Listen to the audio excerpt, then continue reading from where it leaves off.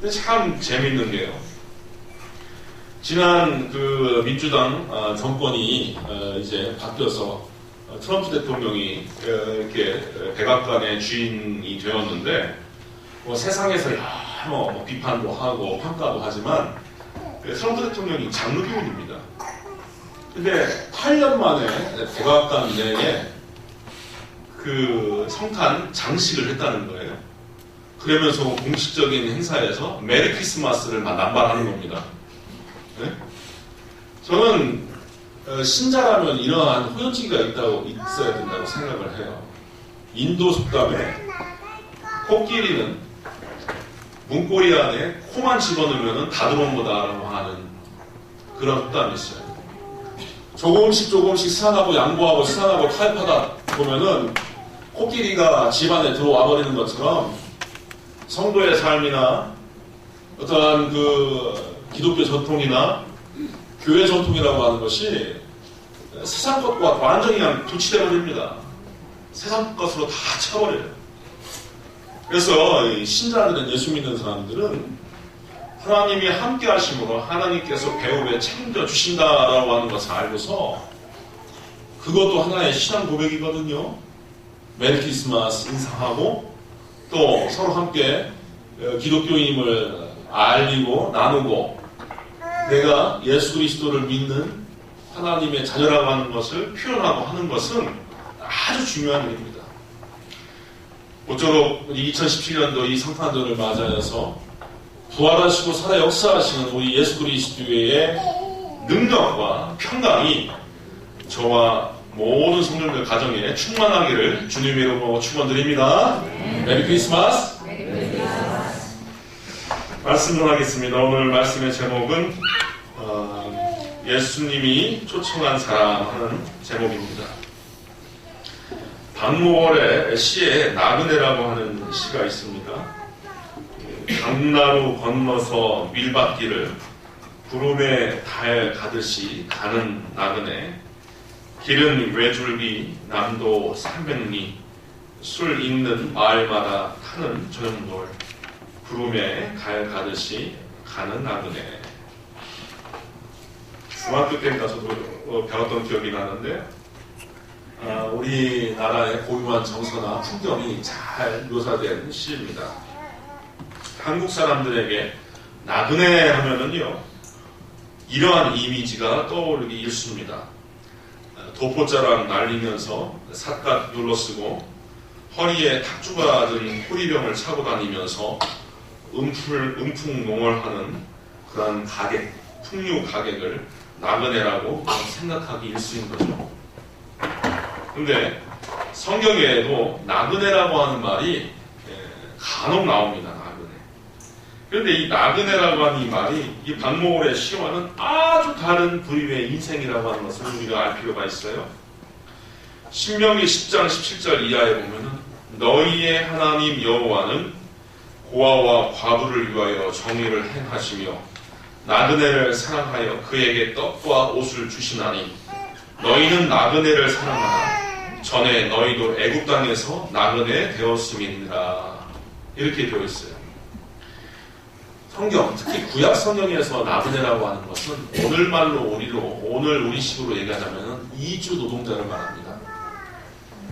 그 팔레스타인이나 중근동 지방은 비가 오면은요, 이게 거리나 도시 전체가 물바다가 됩니다. 제가 멘토로 이렇게 케어를 하고 있는 한 청년이 그 건설업체에 이렇게 입사를 해서 3년 동안 사우디아라비아를 가서 거기서 고생하다가 왔었는데, 그 친구가 하는 얘기가, 목사님, 사막기후가 후덥지근하지 않은 것으로 사람들이 생각하죠? 우리나라 한 그 찜통 더위보다 더 후덥지근합니다. 이렇게 얘기를 하고, 그 사막에 홍수가 나지 않은 것처럼 보이죠? 홍수납니다. 한번 비가 오면은 도시 전체가 다 바뀝니다. 야, 그게 왜 가능하냐? 그게 그런 일이 있을 수가 있냐? 그렇게 그냥 홍수 나서 당해버리는 게 낫지, 하수로를 파서 거기에 돈 들이는 것보다 그냥 홍수를 당하고 만다는 거예요. 근데 이 홍수도 한번 나면은 이렇게 엄청나게 혹독하게 당해버리고 기근과 가뭄이 나면은 쫄쫄 굶습니다.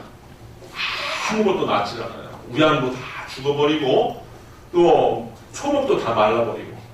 그러니까 예수님 당시나 그 전이나 고대 중근동 사회는 이주민들이 많습니다. 이주민들. 그러니까 홍수를 겪거나 가뭄을 겪으면은 목구멍이 포도청이라고 먹고 살아야 되잖아요. 아브라함도 그래서 이주민의 세월이 있었고요. 야곱도 이스라엘도 이주민의 시절이 있었지 않습니까? 이렇게 이주를 하고 다녀요. 그러니까 본국을 떠나서 타향살이 아니 타국살을 하면서 온갖 핍박과 차별과 서름을 당하면서 사는 일들이 비일비재했습니다. 근데 이스라엘 지경으로 많은 타인종들이 타국 사람들이 들어왔을 때 그 사람들 하대하거나 박해하거나 그 사람들 눈물 짓게 만들지 마라. 이스라엘 너희들은 기억해야 할 것이 뭐냐면은 너희 조상 아브라함 때나 모세 이르기까지 그 이집트에서 종살이했던 그때를 생각해봐라. 그때를 생각해보면은 너희조차도 너희들도 역시 나그네였다. 나그네였다. 이렇게 하나님께서 이스라엘 사람들을 훈계하신 거예요. 나그네는 그래서 기근이나 가난 때문에 본국을 떠나 타국에 거류하며 품팔이하는 가난한 이주 노동자를 말한다. 이렇게 생각하시면 됩니다. 이와 같이 성경에 등장하는 각양 인물의 신분은 우리의 선입견과 아주 다른 경우가 많습니다. 특히 교회가 성탄절에 묵상하는 말씀 가운데 우리가 자주 접하는 새 부류의 인생을 보면은 그러합니다. 우리 아기 예수께서 탄생하실 때 부르신 세 종류의 인생들에 관하여서 성경은 기록하고 있어요. 첫째는 동방박사. 잘 아시죠? 동방박사. 그리고 들녘에서 한밤중에 양을 지키는 목자. 그리고 성전에서 아기 예수님을 아련했던 시몬 할아버지와 안나 할머니. 이 세 부류의 인생이 있습니다. 오늘은 이들 중심으로 피차 은혜를 나눠보겠습니다. 우리 아기 예수님께서 오셨을 때 왕이나 귀족이나 배운 사람이나 종교인들이 먼저 발견하고 먼저 거선발로 예수님께 뛰어나와야 했을 텐데 그렇게 했을 법도 한데 정작 예수님께서 초청하시고 부르신 인생은 그런 사람들이 아니었던 겁니다. 우리가 이 사실을 묵상해 보면은 하나님의 부르심과 예수님이 가져오신 복음의 본질을 우리가 발견하게 됩니다. 아기 예수님께서 인생을 불러모으셨을 때 도대체 그들이 누구였을까라고 하는 것을 우리가 곰곰이 묵상해 보면은 예수님께서 가져오신 복음의 정체가 밝히 드러나는 거죠. 동방박사 3명이 예수님의 초청을 받았죠. 그들은 어떤 특이한 별 하나가 밝히 빛나고 그 별이 인도하는 데 따라 왔더니 바로 메시아 그리스도께서 탄생하신 그 현장에 와서 예수님께 경배할 수가 있었던 겁니다. 우리가 박사 하면은 닥터, 즉 학식이 높은 대학 교수님들과 같은 신분을 떠올리기 쉬운데 성경에서 말하는 동방박사 할 때 그 박사는 그 박사가 아닙니다. 본문에서 박사를 의미하는 단어는 헬라어로 마보이라고 합니다. 마보이. 근데 이것은 바벨론이나 페르시아에서 하늘을 보고 점을 치는 점성술가 또는 마술사를 뜻하는 마기라고 한 말이 나왔어요. 마기. M-A-G-I, 마기.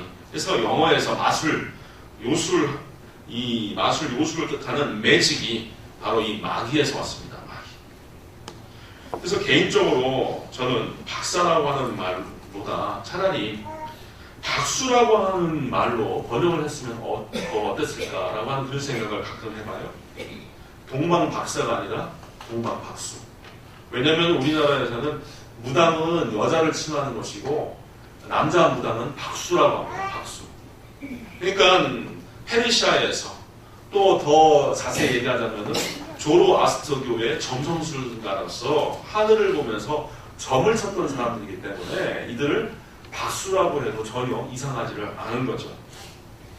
본래 율법 시대에는 점쟁이, 무당, 마술사 등등은 정죄되어 죽이거나 추방해야 할 죄인들의 대명사입니다. 뭐라고요? 죄인들의 대명사가 바로 이 점쟁이들의 점쟁이. 신명기 18장 10절 이하에 보면은 점쟁이나 길흉을 말하는 자나 요술을 하는 자나 무당이나 진언자나 신접한 자나 박수나 초혼자를 너희 가운데 용납하지 말라 했어요. 이런 것들을 하나님께서 가증히 여기니까 다 추방시키거나 죽여라 이렇게 되어 있는데, 아니 어떻게 된 세월에 예수님께서 오실 때 이 박수들이, 동방박사들이 예수님의 탄생의 현장에 초청되어 오는 거예요. 두 번째로, 성 밖에서 양을 지키던 목자들이 아기 예수님의 오심에 대하여 알게 됩니다. 이것은 누가복음에 자세히 기록되어 있는데 어떻게 되어 있냐면은 2장 8절, 그 지역의 목자들이 밤에 밖에서 자기 양떼를 지키더니 주의 사자가 곁에 서고 주의 영광이 그들을 두루 비추매 크게 무서워하는지라. 천사가 이르되 두려워하지 말라. 보라, 내가 온 백성에게 미칠 큰 기쁨의 좋은 소식을 너희에게 전하노라. 오늘 다윗의 동네에 너희를 위하여 구주가 나섰으니 곧 그리스도 주시니라. 이렇게 되어 있어요. 자, 여기서도 우리가 이제 좀 헛갈리지 말아야 됩니다. 목자라고 하면은 우리가 복슬복슬한 귀여운 양떼를 지키면서 풀필이 불고 떠가는 구름을 바라보면서 노래하며 지내는 그런 낭만적인 전원 생활을 하는 사람으로 생각할 수 있겠지만 실상은 또 안 그런 거예요. 실상은 안 그래요.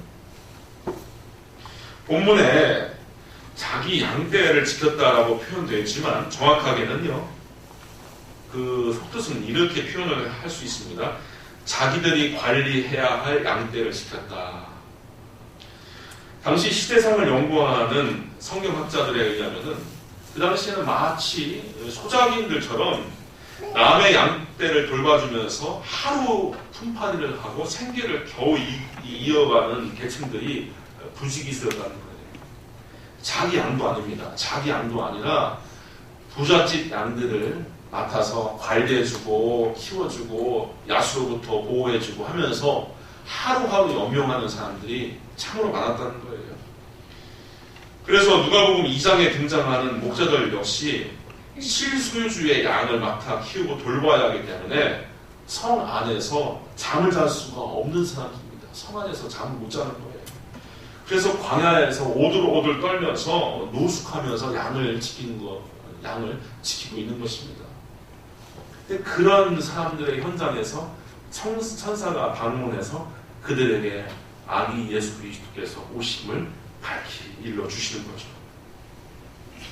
그래서 이 목자라고 하는 존재들은 가난한 사람들의 대명사, 가난한 사람들의 대명사가 바로 이 목자입니다. 아까 먼저 말씀드렸던 동방박사는 죄인들의 대명사라고 하면은 이 목자들은 가난한 사람들의 대명사다 하는 것을 우리가 알 수가 있어요.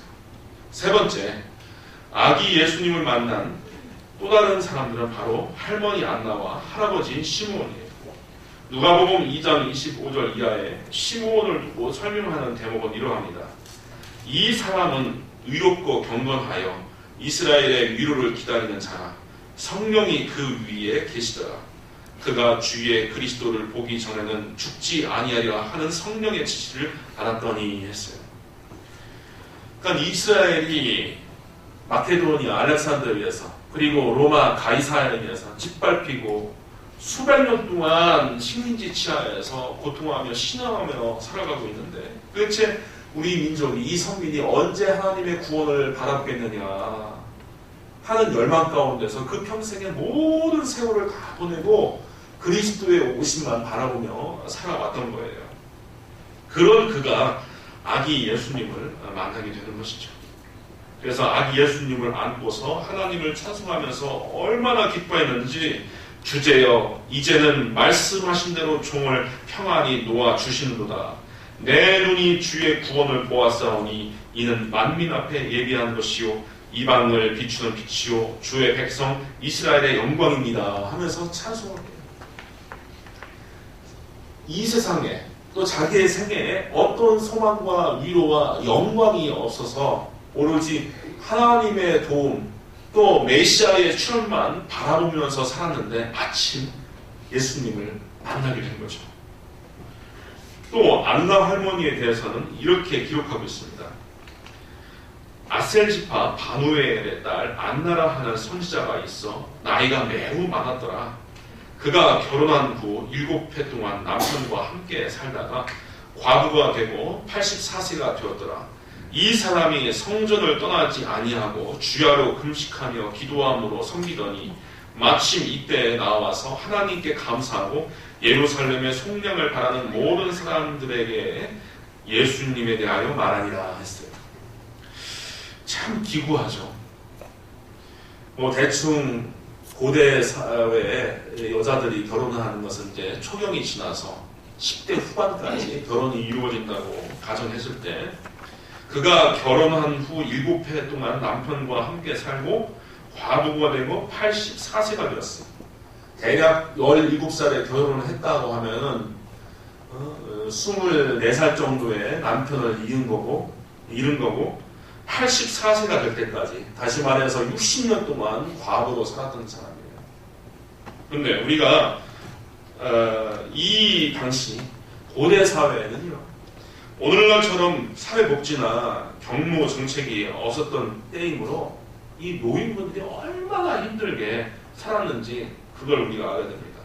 그래서 그 당시에 노년층들은 사회적으로, 문화적으로, 경제적으로 소외받는 사람들의 또 대명사예요.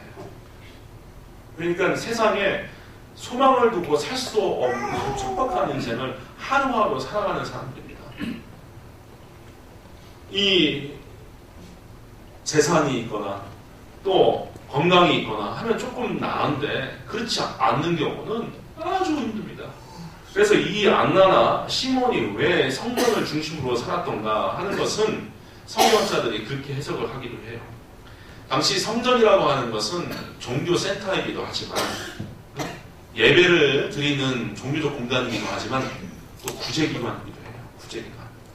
그래서 구약 성경을 읽어보면 우리가 드리는 11조도 구제로 가난한 사람들을 위한 구제금으로 쓰였다는 것을 우리가 알게 됐는데 그래서 시몬과 안나는 성전을 떠날 수 없는 그런 아주 가난하고 소외받는 삶을 살 수밖에 없었던 사람임을 우리가 알게 되는 것입니다. 세상에서 위로와 소망을 갖지 못했던 시몬과 안나는 오직 메시아의 나라가 임할 것만 바라보면서 살았던 것입니다.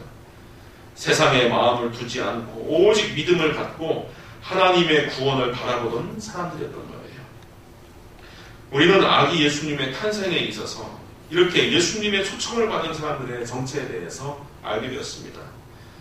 세상에 많은 종류의 인생들을 두고 이들을 부르신 이유를 묵상할 때 이미 아기 예수님을 보내시며 죄인들과 가난한 자들과 소외된 자들을 먼저 부르시는 하나님의 은혜를 발견하게 되는 것입니다. 이렇게 크리스마스의 정신은 나와 다른 사람들, 내가 판단하는 사람들, 또 내가 관심을 두기 어렵거나 나와 무관하는 사람들, 심지어 나와 적대하는 사람들과 화해하며 일치를 가는 것이 크리스마스의 정신입니다. 예수님께서 그것을 보여주셨어요. 가난하고 소외되고 또 우리와 무관한 사람들, 내지는 내가 다르다고, 나와 다르다고 생각하는 사람들과 일치를 하며 화해를 가는 것, 이게 크리스마스 정신인 것입니다. 제가 이제 곧 말씀드리는 사건은 1차 세계대전 당시의 실화입니다. 실화.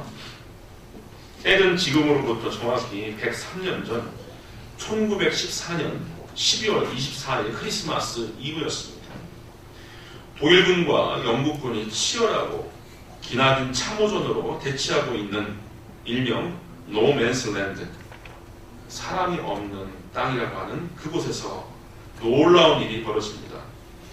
오직 죽음만이 창궐한 땅, 살을 내는 흑국한의 날씨 가운데 참호 속은 축축한 무덤처럼 공포와 전율만 있었을 뿐입니다. 그런데 바로 그날 저녁 믿을 수 없는 일이 일어납니다. 고요한 밤, 거룩한 밤 하는 캐롤이 독일군 참호로부터 흘러나오는 것이었습니다. 고향 생각에 두고 온 가족과 연인과 함께 했던 성탄절 밤을 그리워하면서 아마 누군가가 흥얼거렸던 노래였을 것이에요. 그 소리를 들으면서 병사들은 나직이 속삭입니다. 그래, 크리스마스잖아. 오늘이 크리스마스 이브라고. 살며시 크리스마스의 평온과 설렘이 병사들의 마음속에 퍼져가고 있습니다. 고향의 가족을 두고 추운 전장에 내몰린 군인들은 고요한 밤 거룩한 밤 하는 노래에 감동했고, 이내 대치 중이었던 영국군 참호에서도 합창소리가 되어서 되돌아옵니다. 고요한 밤 거룩한 밤. 이윽고 양측 병사들은 거짓말처럼 참호를 걸어나와 악수를 청합니다. 메리 크리스마스. 그날 양측은 서로 쏘아 죽인 전사자들을 위하여 합동 장례식을 하고 기도를 올립니다. 담배를 나눠 피고 이발도 해주면서 서로의 가족 사진을 돌려봅니다. 그리고 그 죽음의 땅 위에서 축구를 합니다. 경기 결과는 3대2로 독일이 이겼지만 마지막 골은 오프사이드라고 전해집니다. 그날 한 독일군 병사가 이런 말을 남겨요. 나는 작센주 출신이고 당신은 앵글로색슨인데 우리가 왜 총을 쏘며 싸워야 한단 말인가. 영어로 보면 작센과 앵글로색슨 할 때 섹슨이 철자가 똑같아요. 한 병사는 부모에게 이런 편지를 씁니다. 어머니, 한번 생각해 보세요. 바로 몇 시간 전에 제가 그렇게도 죽이려고 애썼던 그 사람들과 이야기를 나누고 악수를 했다는 사실을. 정말 굉장하죠. 1914년도 기적과 같았던 크리스마스 휴전은 비록 단 하루뿐이었지만 이것은 그 어떤 수을과도 흉내낼 수 없는 믿기 어려운 기적이었습니다. 동영상 보겠습니다.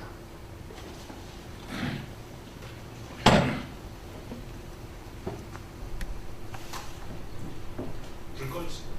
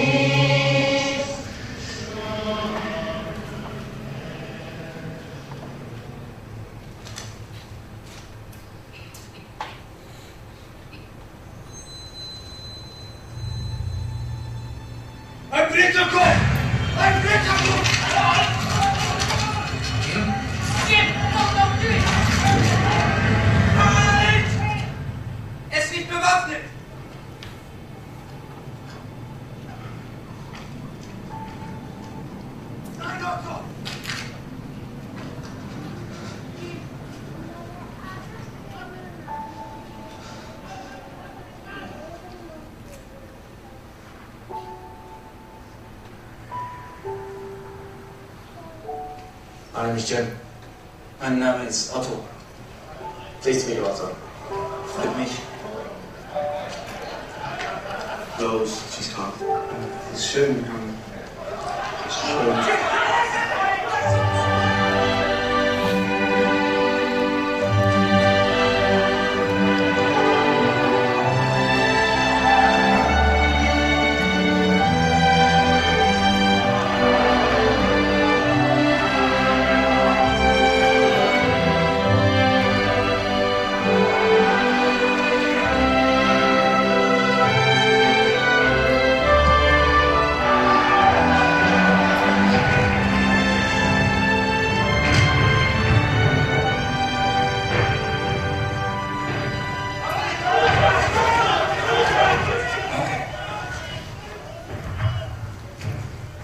Happy Christmas. Frohe Weihnachten.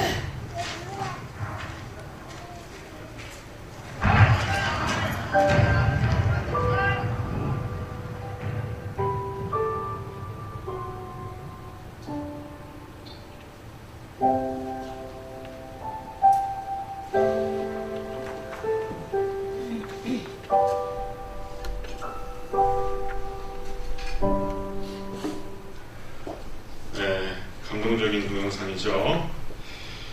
낮고 천하고 소외되고 죄 많은 인생을 그 생일에 초청하신 우리 예수님처럼 우리 사랑하는 우리 모든 성도님들도 많은 사람들과 화해하고 사랑을 나누며 또 관용과 또 섬김을 베풀 수 있는 우리 모든 상신교회 성도들 되기를 주님의 이름으로 축원드립니다. 기도하겠습니다. 은혜로우신 아버지 하나님, 우리가 아직 죄인 되었을 때 그리스도 예수를 보내어 주셔서 우리를 향한 하나님의 사랑을 확증하셨다고 했습니다. 이 사랑과 긍휼과 은혜를 힘입었으니 우리 역시 많은 사람들에게 생명과 평화를 전하고 사랑하며 위로하며 관용하며 함께 더불어 살 수 있는 지혜와 힘과 용기를 허락하여 주옵소서. 예수님의 이름으로 기도합니다. 아멘.